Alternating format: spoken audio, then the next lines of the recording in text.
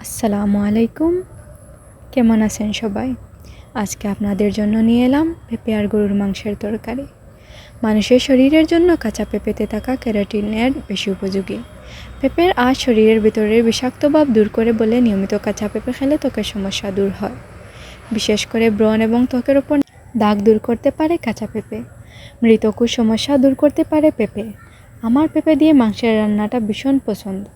রান্নার প্রচেষ্টা অভিন্ন কিছু নয়, আর ভিডিওতে তো আছেই, তাই উল্লেখ করিনি। আশা করছি আমার ভিডিওটা আপনাদের পছন্দ হবে। কমেন্ট করে আপনাদের মতামত জানাতে ভুলবেন না। আমাদের সাথে থাকার জন্য ধন্যবাদ।